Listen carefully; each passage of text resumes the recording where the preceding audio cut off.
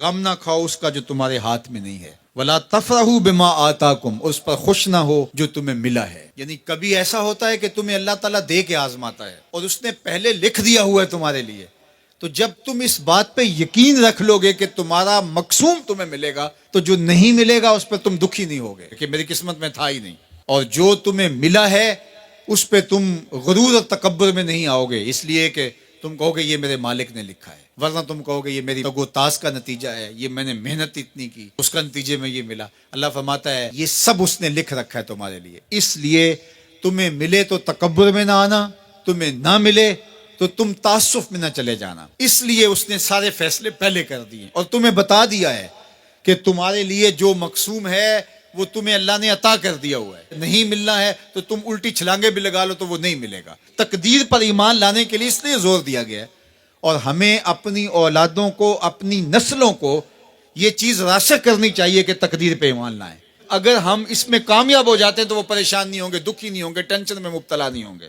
میں اپنی بات آپ کو 100 مرتبہ بتا چکا ہوں کہ میرے والد نے اس حوالے سے مجھے اتنا زور دیا، اتنی دفعہ کہا کہ اللہ نے تو جو کتوں کا لکھا ہے اس کو بھی ملتا ہے، تم تو پھر انسان ہو، اور جو قسمت میں لکھا ہے وہ مل کے رہے گا۔ اللہ اکبر۔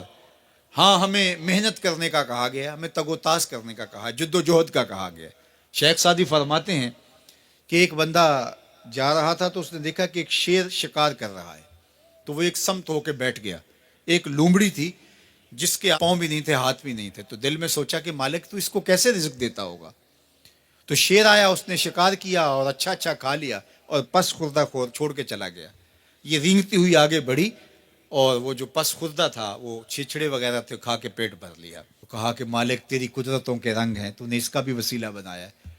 تو وہ کسی کام پہ جا رہا تھا، کاروبار کرنے جا رہا تھا، اس نے کہا مجھے کیا مصیبت ہے، جب لومڑی کو دیتا ہے تو مجھے نہیں دے گا۔ تو وہ آ کے بیٹھ گیا، گھر آ کے بیٹھ گیا کہ میں نہیں جو ہے وہ کہیں جاتا۔ ایک دن، 2 دن، 4 دن فاقوں سے گزرا، تو پھر ہاتف سے آواز آئی کہ جو لومڑی کو دے سکتا ہے تجھے بھی دے سکتا ہے، لیکن لومڑی نہ بنو، شیر بنو، خود بھی کھاؤ اور اوروں کے لیے بھی وسیلہ بنو۔ ہمیں ترغیب دی گئی ہے، باقی جو ہمارے مقدر کا ہے وہ ہمیں ملے گا، ہر صورت میں ملے گا۔ تو اپنی نسلوں کے سینوں میں یہ چیز راسخ کرو، اور یہ راسخ تبھی ہوگی ہمارے سینے میں راسخ ہوگی۔ تو اللہ فرماتا ہے ہم کسی کو زیادہ دیتے ہیں، کسی کو تھوڑا دیتے ہیں، جو تمہارے مقدر میں تمہیں ملتا ہے، جو نہیں ہے نہیں ملتا، اور ہم نے پہلے لکھ دیا ہے۔ کیوں لکھ دیا ہے؟ کہ تمہیں جو ملا نہیں اس کی پریشانی نہ ہو کہ مجھے کیوں نہیں ملا، بھئی اللہ نے لکھا ہی نہیں تھا، بات ختم۔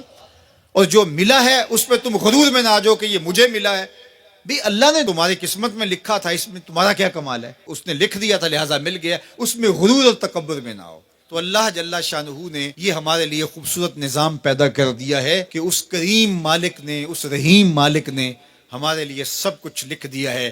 تو جو ملے اس پر اللہ کا شکر ہے، جو نہ ملے مالک تیری تقسیم ہے، ہم اس پہ بھی راضی ہیں۔ مل گیا تو واہ واہ، نہ ملا تو پھر بھی واہ واہ، کوئی بات نہیں، مالک تیری کرم نوازی ہے، جس حال میں ہمیں رکھے اس حال میں ہم خوش ہیں۔ یہ اگر میرا اور آپ کا مزاج بن جاتا ہے تو زندگی سوکھی ہو جاتی ہے۔ تقدیر پر ایمان لانے کے ساتھ وہ انسان آسودہ ہو جاتا ہے۔